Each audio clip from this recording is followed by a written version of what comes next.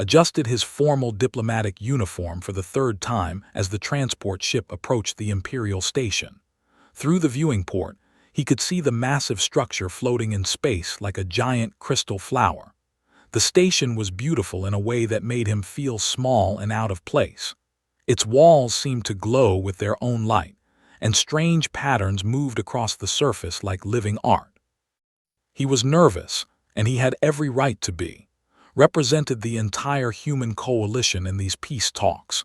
If he failed, the Empire would likely attack the human colonies on the outer edges of space. Millions of people depended on him getting this right. The docking bay was enormous, with ceilings that stretched up so high he could barely see the top. Strange alien ships hung from the walls like sleeping metal birds. Grabbed his small bag and walked down the ramp of his transport. The artificial gravity felt slightly different here, making each step feel like he was walking on a trampoline. A group of officials waited for him at the bottom of the ramp. They were tall and thin, with skin that changed colors like oil on water. Their large eyes reflected the station's lights, and they moved with a grace that made feel clumsy. When they looked at him, he could feel their disapproval even though they said nothing. The lead official, who introduced himself as ambassador, spoke in perfect but cold English. "Human, you are permitted aboard our station for the duration of these negotiations. You will be escorted at all times and restricted to designated areas." Nodded politely, though the restrictions stung. "Thank you for allowing me to come. I hope we can work together to find peace." Ambassador's expression did not change. Peace requires wisdom and patience, qualities that your species has not yet demonstrated. Follow me. As they walked through the corridors, tried not to stare at everything around him. The walls were made of some kind of crystal that showed moving pictures of history. He saw great battles fought in space, beautiful cities on distant worlds, and ceremonies with thousands of aliens gathered together. Everything about the place was designed to show visitors how advanced and powerful they were. Other aliens moved through the corridors and realized that many different species lived and worked on the station. Most of them were taller than humans, with elegant features and sophisticated clothing. When they saw him, they would whisper to each other and point. Caught bits of their conversations in the universal translator he wore. "Is that really a human? They look so primitive. I heard they still fight wars with projectile weapons.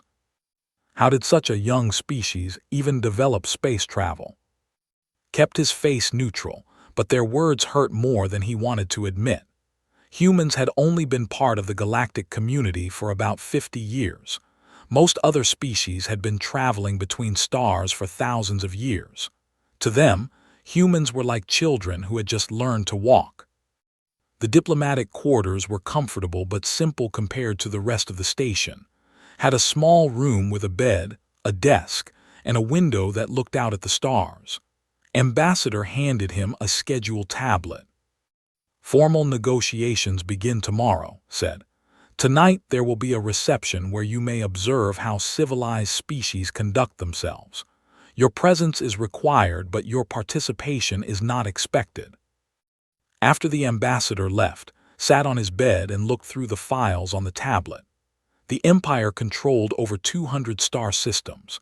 Their military was vast, and their technology was centuries ahead of human development. They viewed humans as aggressive and unpredictable, pointing to the many wars humans had fought among themselves before reaching the stars.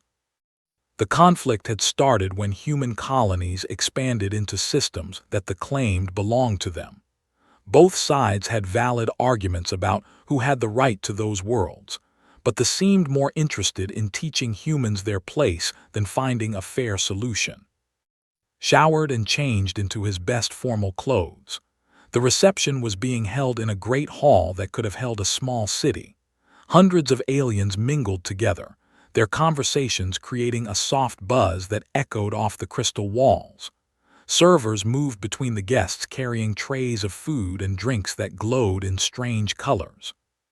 He tried to join conversations, but the other guests either ignored him or spoke to him like he was a curious pet. A group of hegemony traders laughed when he tried to discuss trade agreements. A Confederation admiral asked him if humans had learned to use toilets yet, which made the aliens around them chuckle. Found himself standing alone near a wall, watching the social dance of galactic politics. Everyone here had centuries of experience in diplomacy and negotiation. They came from civilizations that had solved problems like poverty and war long before humans had even invented writing. He felt like a barbarian who had somehow wandered into a gathering of gods. A server approached and offered him a drink. The liquid inside the glass was blue and seemed to move by itself. Took a sip and found that it tasted like starlight, if starlight could have a flavor. The alcohol hit him quickly, making the room feel warmer and the conversation seem less hostile. He noticed a group of nobles standing near the center of the room. They moved with perfect coordination, their conversations happening partly through telepathy. Had read that could share thoughts and emotions directly with each other, which made them incredibly efficient at making decisions together. Among them stood a female who seemed different from the others. She was taller and more elegant, with skin that shifted between silver and deep blue. Her movements were graceful but controlled, like a dancer who was holding back their full ability. When she turned, caught a glimpse of her face. Her features were sharp and beautiful in an alien way, but her eyes held something that reminded him of sadness. Finished his drink and decided to walk around the reception hall. Tomorrow would bring the real work of negotiation, and he needed to understand these people better if he was going to find a way to save his species from war. As he moved through the crowd, he tried to project confidence he did not feel, hoping that somewhere in this room full of advanced beings, he might find someone willing to listen to what humans had to offer. Moved through the reception hall slowly, trying to seem confident while feeling completely out of place. The conversation around him flowed in dozens of languages, with the universal translator in his ear working hard to keep up. He stopped to examine a display of art, hoping to learn something about their culture that might help in tomorrow's negotiations. The artwork showed the history of their empire in flowing, abstract forms. Could make out the shapes of starships and planets, but the style was so different from human art that he struggled to understand the story it was trying to tell. As he leaned closer to read the description, he heard footsteps behind him. "The piece represents our expansion into the outer spiral," said a voice in accented English. "Each curve shows a new world brought into the light of civilization." Turned to see the elegant female he had noticed earlier. Up close, she was even more striking than he had thought. She stood almost a head taller than him, with silver-blue skin that seemed to glow softly in the hall's crystal lighting. Her eyes were large and dark, with depths that seemed to hold starlight. "Thank you," said, trying not to stare. "I'm afraid human art is quite different. We tend to be more direct in our storytelling." "Yes, I have studied human culture," she replied. Her voice was melodic but controlled, with careful pronunciation that suggested she had learned English formally rather than through casual contact. "You prefer to show violence and conflict in your artistic expressions." The comment stung, but tried to keep his response diplomatic. "We do show conflict, but we also show how people overcome it. Humans believe that facing challenges makes us stronger." She tilted her head slightly, studying him with an intensity that made him uncomfortable. "Interesting. Most species learn to avoid conflict as they mature." "Maybe that's where we're different," said. "Humans don't always choose the easy path." As he spoke, a slight breeze moved through the hall from the ventilation system. Had been wearing the same cologne since his academy days, a simple scent that reminded him of the pine forests near his childhood home on Earth. It was subtle, mixed with the leather of his dress uniform, and whatever remained of the stress sweat from his nervous day. The female suddenly stopped moving. Her large eyes went wide, and her skin shifted rapidly from silver to deep blue and back again. The careful control she had maintained throughout their conversation vanished, replaced by something that looked almost like shock. "Are you all right?" asked, concerned by her sudden change. She did not answer immediately. Instead, she took a small step closer to him, her nostrils flaring slightly as she breathed in. Had much more sensitive noses than humans, and wondered if his cologne was somehow offensive to her. Excuse me," she said, her voice now shaky and uncertain. She turned away quickly, but not before saw that her hands were trembling. Other near them had noticed her strange behavior. A younger male approached quickly, his skin showing patterns of concern. "Princess, are you unwell?" he asked in their native language, those translator picked it up. Princess felt his heart skip a beat. He had been talking casually with royalty without knowing it. No wonder the other aliens had been giving him strange looks. "I am fine," Princess replied, but her voice suggested she was anything but fine. She glanced back at, and he saw something in her eyes that he could not identify. It was not anger or disgust, but something deeper and more complex. "Perhaps you should return to your quarters," suggested gently. "The negotiations tomorrow will require your full attention." Princess nodded slowly, but her eyes remained fixed on. "Yes, you are right." She paused, then spoke directly to. "Forgive me for ending our conversation so abruptly. Sometimes the past reaches out when we least expect it." Before could ask what she meant, she turned and walked away with her aide. Other followed them, leaving standing alone by the artwork. He watched her leave, confused by the entire encounter. Her reaction had been so strong and so sudden that he wondered if he had somehow offended her without realizing it. A server approached with another tray of drinks. Took one, hopping the alcohol would help him make sense of what had just happened. The princess had seemed almost frightened when she smelled him, but that made no sense. Human scents were different from alien ones, but he had never heard of them causing such strong reactions.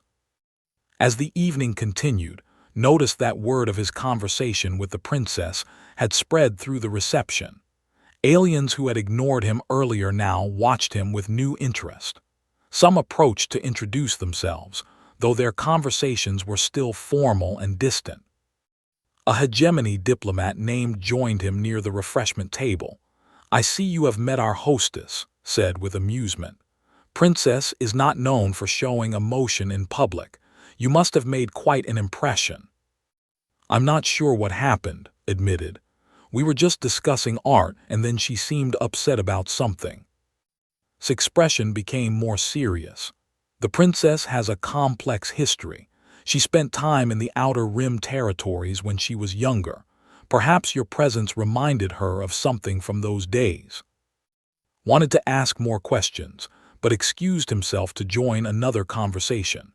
The rest of the evening passed slowly, with making polite conversation while thinking about the princess's strange reaction. Every time he caught sight of her across the room, she seemed to be watching him from the corner of her eye. When the reception finally ended, returned to his quarters feeling more confused than when the day had started. Tomorrow, he would sit across a negotiation table from Princess, trying to prevent a war between their species. But now, he had the added complication of wondering what had caused her strong reaction to his presence. He sat at his desk and reviewed his notes for the negotiations, but his mind kept drifting back to the moment when her eyes had gone wide with recognition. Recognition. That was the word that fit her expression. She had looked at him like she had seen a ghost from her past. Showered and prepared for bed, changing out of his formal clothes and into comfortable sleepwear. As he hung up his uniform, he caught the scent of his cologne again. It was such a simple smell, pine trees and earth and the memory of home. He could not imagine how it could have such a powerful effect on an alien princess. Before he turned off the lights, looked out his window at the stars. Somewhere among them were the human colonies depending on him to find peace. Tomorrow, he would discover whether Princess' strange reaction to his presence would help or hurt his chances of success. Either way, He had the feeling that his simple diplomatic mission was about to become much more complicated than anyone had expected. 15 years earlier, in the lawless frontier region known as the Broken Edge, young Princess had been traveling with a small cultural expedition to study ancient ruins on distant worlds. She was only 18 then, curious about the galaxy beyond her protected palace life. The expedition was meant to be educational and safe, with a full guard detail of elite warriors. The Void Reapers changed everything in a matter of minutes. The pirate clan specialized in capturing valuable prisoners for ransom, and a princess was the ultimate prize. They struck while her ship was investigating ruins on a dead moon. The attack was swift and brutal. Princess watched in horror as her guards, warriors she had known since childhood, were cut down by weapons that tore through their armor like paper. She was taken alive, bound and thrown into the cargo hold of a filthy ship that smelled of death and despair. For 3 days she traveled in darkness, fed scraps and water while listening to her captors argue about her value. They spoke of selling her to the highest bidder in the slave markets of Prime, a moon where anything could be bought if you had enough credits. Prime was a nightmare of neon lights and shadows, where desperate people from across the galaxy came to trade in things that were illegal everywhere else. The market was held in a massive underground cavern carved out of the moon's rock. Hundreds of beings were brought in chains to be sold like livestock. Princess was kept in a cage with other valuable prisoners while buyers examined them like merchandise. Her royal clothes had been replaced with simple rags, and her usually perfect skin was dirty and bruised.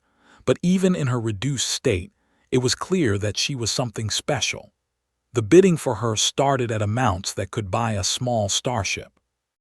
Was 23 then, a human mercenary working the frontier because he could not afford passage back to civilized space. He had been hired to rescue a merchant's daughter from the same auction, but when he saw the terrified young in the cage, something inside him snapped. Humans were barely tolerated in places like Prime. They were seen as weak and poor, useful only for dangerous jobs that nobody else wanted. Had exactly enough credits saved to buy passage to the inner colonies, where he hoped to find better work. But watching the auction, seeing the fear in the alien girl's large eyes, he made a decision that would change both of their lives. The bidding for Princess reached astronomical numbers before raised his hand. The auctioneer laughed when he saw the scruffy human. "You don't have that kind of money, boy." "I have this," said, holding up his credit chip. It contained everything he owned in the universe, and I can get more. The other bidders found his attempt amusing rather than threatening. A hegemony crime boss named made a counteroffer that was 10 times what could afford, but would not give up. He borrowed against future mercenary contracts, put up his ship and weapons as collateral, and even convinced a few other humans in the crowd to help him pool resources. In the end, paid more for Princess than some people made in a lifetime. He bankrupted himself completely, becoming a slave to debt that would take years to pay off. When the auction ended and he approached her cage, Princess looked at him with confusion and suspicion. "Why?" she asked in broken English as he unlocked her bonds. "Why would you do this?" Helped her stand on unsteady legs, because it was the right thing to do. Getting off Prime with a princess was almost impossible. The Void Reapers realized they had been cheated out of a massive payday and were hunting for both of them. Ship was old and slow, barely capable of faster-than-light travel. They had to hide in asteroid fields and abandoned space stations while avoiding both pirates and bounty hunters. For 2 weeks they lived in the cramped confines of ship, sharing emergency rations and recycled water. Princess had never experienced hardship before. She was used to servants attending her every need, meals prepared by master chefs, and rooms larger than the entire ship. But she adapted faster than expected.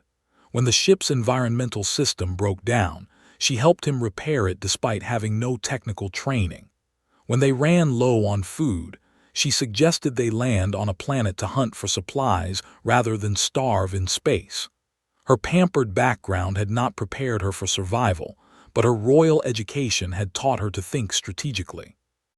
They crashed on a forest moon when the ship's engines finally gave out completely.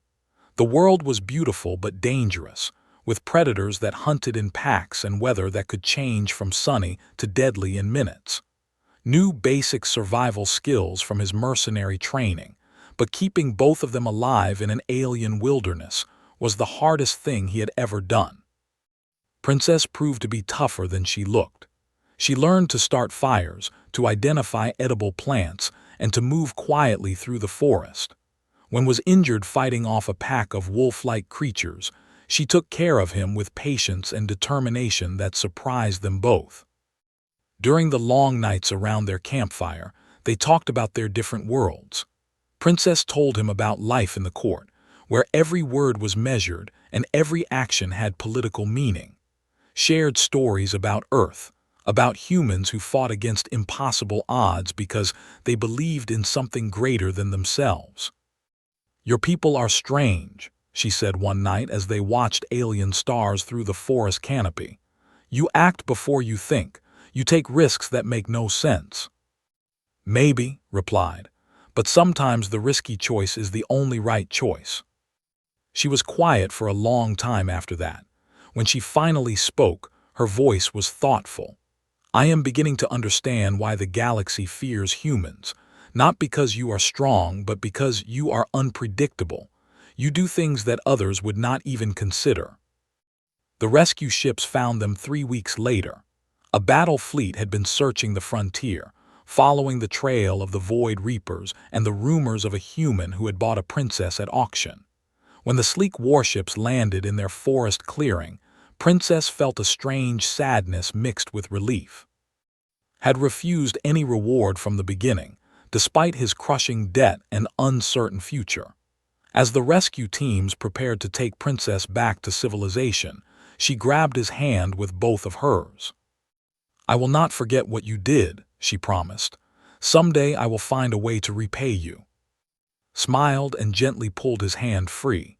"You don't owe me anything. Just try to remember that humans aren't always what other species think we are." When she looked back from the rescue ship, was already walking away into the forest. He disappeared among the trees like smoke, leaving only the memory of his kindness and the faint scent of pine that had clung to his clothes. Princess never saw him again, but she never forgot the human who had given up everything to save a stranger, asking for nothing in return. The morning of the negotiations arrived with Princess unable to sleep. She had spent the entire night staring at the stars from her quarters, remembering the taste of emergency rations and the warmth of campfires. The human at the reception was older now, with lines around his eyes and gray in his dark hair, but she was certain it was him. The scent that had triggered her memories was unmistakable. The man who had sacrificed everything to save her from a fate worse than death. The man who had shown her that strength came not from power or position, but from the willingness to do what was right regardless of the cost. The problem was that clearly did not recognize her. Females underwent dramatic physical changes when they reached full maturity at 25. Her face had become more angular, her skin had shifted to deeper colors, and she had grown several inches taller. The frightened girl he had rescued bore little resemblance to the composed princess she had become. The formal negotiation chamber was a crystal dome with walls that showed the vastness of space. Representatives from both civilizations sat at a circular table designed to suggest equality, though Princess knew that many of her own people saw the talks as a formality before demonstrating superiority through military action. Entered with 2 human advisors, looking confident despite being outnumbered 10-1. He wore a simple black diplomatic uniform that contrasted sharply with the elaborate robes of the delegation. When his eyes met hers across the table, Princess felt her heart race, but showed no sign of recognition beyond polite diplomatic acknowledgement. General X, the military representative, dominated the early discussions with aggressive demands that would essentially make human space into a protectorate. His face and missing left eye told the story of a warrior who had little patience for peaceful solutions. He spoke of humans as primitive aggressors who needed firm guidance from their betters. The human colonies in the disputed sectors must be evacuated, General X declared. These worlds belong to civilized species, not to creatures who solve problems through violence. Remained calm under the barrage of insults. With respect, General, humans have been living on those worlds for over 20 years. They've built cities, raised families, and established cultures there. These are their homes. Temporary settlements, Ambassador corrected coldly. Your species lacks the long-term perspective necessary for true colonization. You exhaust resources and move on like parasites. Princess watched carefully as the other continued their attacks on human character and capabilities. She saw him absorbing every insult with quiet dignity, responding with facts and logical arguments that her colleagues dismissed without consideration. It reminded her of how he had endured hardship in the wilderness, never complaining despite having given up everything for a stranger. Perhaps, said during a brief pause in the verbal assault, we could focus on finding solutions that benefit both species rather than debating which of us is superior. General X laughed harshly. Solutions. The only solution is for your species to accept its proper place in the galactic hierarchy. You have been in space for barely 50 years. Our empire spans. Age doesn't always mean wisdom, replied quietly. The temperature in the room seemed to drop several degrees. General X's skin shifted to deep red patterns of rage. You dare lecture us about wisdom, primitive. Princess decided she needed to act before the situation escalated beyond repair. Perhaps we could adjourn for a recess, she suggested. Emotions are running high, and clear thinking requires calm minds. After the other delegates left, Princess remained in the chamber with. This was her chance to reveal her identity and potentially change the course of the negotiations. But as she approached him, she noticed movement in the shadows near the entrance. Her aide was signaling urgently for her to join him in the corridor. When she stepped outside, his expression was grave. Princess, I have disturbing news. General X has been monitoring all communications from your quarters since yesterday evening. He suspects something about your interaction with the human delegate. Princess felt ice in her veins. What kind of monitoring? Full surveillance, audio, visual, and scent analysis. He knows that your reaction to the human was unusual. He is investigating the connection. Before she could respond, General X himself appeared in the corridor with a squad of security officers. His face wore an expression of triumph that made Princess' stomach clench with dread. Princess, he said with mock formality, I require your presence for a security briefing. It seems we have uncovered evidence of human espionage. What evidence? She demanded, though she feared she already knew the answer. General X gestured to his security team. The human delegate has been using some form of mind control on you. Our analysis shows that your brain chemistry changed dramatically when you encountered his scent yesterday. Clearly, he has been dousing himself with pheromones designed to influence decision-making. The accusation was absurd, but Princess realized how her emotional reaction to seeing could be misinterpreted by those who did not know the truth. That is impossible. Humans don't have such technology. Perhaps not openly, General X replied, but they are cunning in their primitive way. This human has been sent here specifically to manipulate you through chemical means. Security officers moved past them into the negotiation chamber. Princess heard the sounds of a struggle, followed by his voice raised in protest. When they brought him out in restraints, his eyes found hers immediately. I don't know what you think I've done, said to General X, but I can assure you that humans have no interest in using chemical weapons against diplomatic partners. "Your assurances mean nothing, spy," General X replied. "You will be held pending execution for crimes against the Empire. Your death will serve as proof of human treachery and justification for the military response that follows." Princess realized with growing horror that this was not about it all.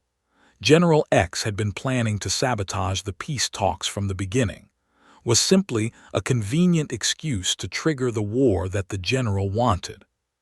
"This is a mistake," she said, trying to keep her voice steady.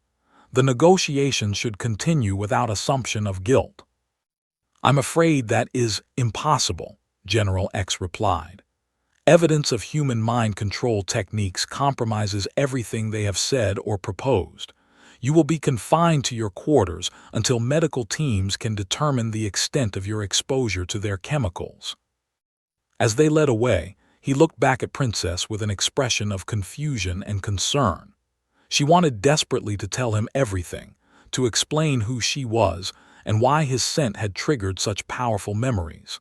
But with General X watching her every move, any attempt at communication would only confirm his false accusations.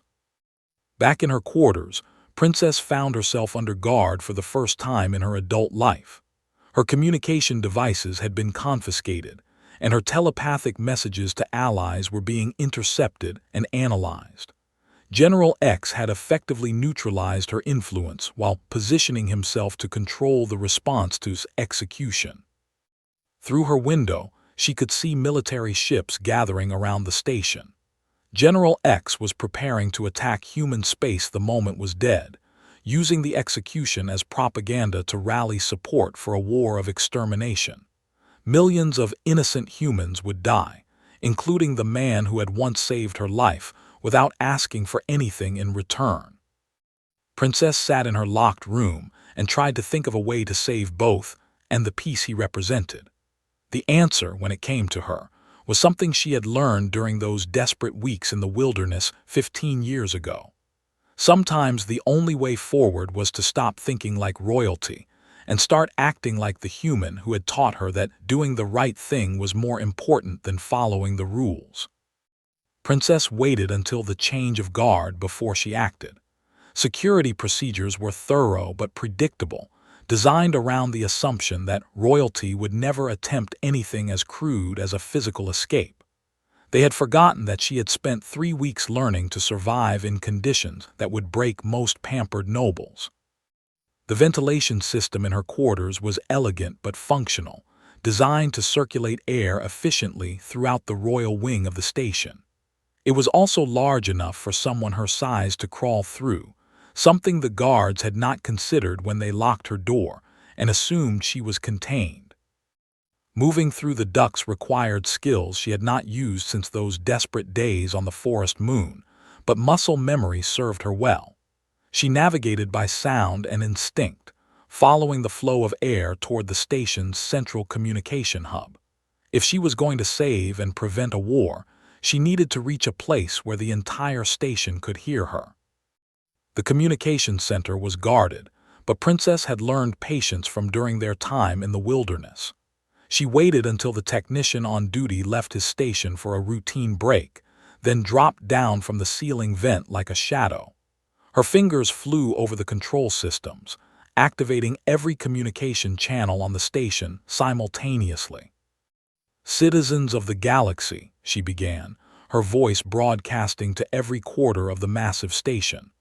"I am Princess of the Empire, and I speak to you now not as royalty, but as someone who has witnessed the true nature of courage." Alarms began blaring almost immediately as security forces realized what was happening. Princess could hear boots running through the corridors outside, but she had locked the communication center from the inside. They would need several minutes to break through the doors, and she only needed 3. 15 years ago, I was captured by pirates and sold at a slave auction on Prime, she continued, her voice carrying across the station to hundreds of alien delegates. A young human mercenary named spent every credit he owned to buy my freedom. He bankrupted himself completely to save a stranger from a species that considered his people primitive. The security forces were hammering on the doors now, but the communication locks held firm. Princess could see General X's face on one of the monitor screens, twisted with rage as he realized his careful plans were unraveling. For weeks, protected me in the wilderness while we waited for rescue. He shared his food when he was hungry, gave me his warmth when I was cold, and asked for nothing in return except the chance to help someone who needed it. When my people finally found us, he disappeared without accepting any reward. The hammering stopped. Princess realized that even the security forces were listening to her story now. Through the monitors, she could see crowds gathering in the corridors and public areas of the station. Hundreds of aliens were stopping their work to listen to a princess who was speaking with raw emotion instead of diplomatic formality. Yesterday, I recognized by his scent when he arrived for these peace negotiations. General X has accused him of using mind control, but the truth is simpler and more powerful. I recognized him because 15 years ago, he showed me what humans call courage. Not the courage of warriors or the strength of weapons, but the courage to sacrifice everything for what is right. The doors burst open finally, but it was too late to stop her message. Princess kept speaking as security officers surrounded her. General X plans to execute as a spy, then use his death to justify attacking human space. This is not justice. This is the act of someone who fears what humans represent. Enough! General X stormed into the communications center, his face dark with fury. Cut the transmission immediately. But the technicians hesitated, looking between the general and their princess with uncertainty. Princess used their hesitation to deliver her final words. "Humans are not perfect," she said, looking directly into the camera. "They are quick to anger, they make mistakes, and they often act without thinking. But they also possess something that many advanced species have forgotten. They believe that protecting others is more important than protecting themselves. They believe that doing what is right matters more than doing what is safe." The transmission cut off as General X manually destroyed the control panel, but Princess could see from the monitors that her words had reached their target. In the station's detention area, where was being held for execution, the guards were talking among themselves in urgent whispers. "You have destroyed everything," General X snarled as his officers restrained Princess. "Your emotional outburst has compromised military operations and revealed classified information about your capture." "My emotional outburst has revealed the truth," Princess replied calmly.